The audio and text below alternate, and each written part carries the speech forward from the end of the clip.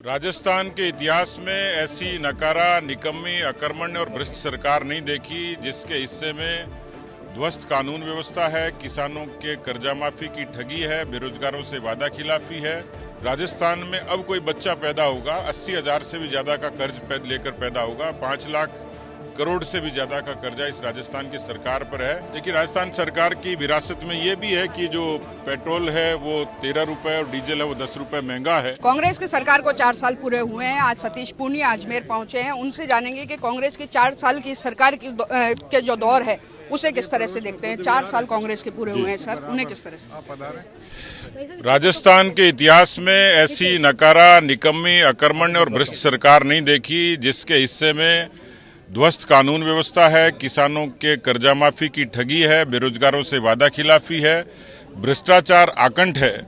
और इसलिए केवल मैं नहीं कह रहा, ये नेशनल क्राइम रिकॉर्ड ब्यूरो के आंकड़े कहते हैं कि 17 बलात्कार और 7 हत्याएं इस सरकार के खाते में रोज होती हैं।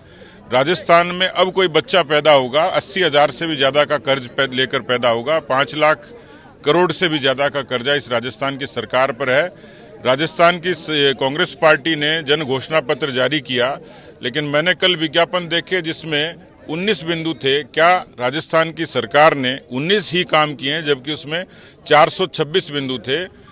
40% भी लोगों के एजेंडे की घोषित की हुई घोषणाओं को पूर्ति नहीं करी। मुझे लगता है कि ये सरकार जो है वो बाय डिफॉल्ट आई थी, केवल 99 सीटें आई थी, बहुमत का जुगाड़ किया, लेकिन इस राजस्थान की सरकार ने राजस्थान की आवाम को ठगा है, मैं ये कह सकता हूँ। कांग्रेस सरकार ने 4 सालों के अंदर लगातार क्राइम बढ़ा है। कांग्रेस सरकार के दौर के अंदर उसे किस तरह से देखते हैं? पहले करौली के अंदर हिंसा हुई, उसके बाद में जोधपुर के अंदर हिंसा हुई, अजमेर में भी लगातार विवादित बयान दिए गए।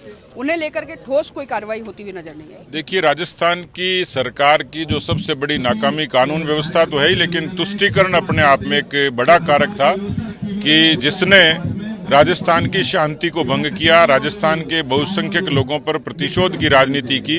करौली, भीलवाड़ा, जोधपुर इसके उदाहरण हैं, लेकिन एक निर्दोष कन्हैयालाल दर्जी का सर कलम से करना, ये अपने आप में राजस्थान की सरकार की जो नाकामी को बयान करता है। कांग्रेस सरकार, बीजेपी सरकार ने केंद्र की कई बार वैट को घटाया है, लेकिन अभी भी पूरे हिंदुस्तान की यदि बात करें तो सबसे ज्यादा महंगा जो पेट्रोल और डीजल है वो राजस्थान के अंदर। देखिए, राजस्थान सरकार की विरासत में ये भी है कि जो पेट्रोल है वो 13 रुपए और डीजल है वो 10 रुपए महंगा है।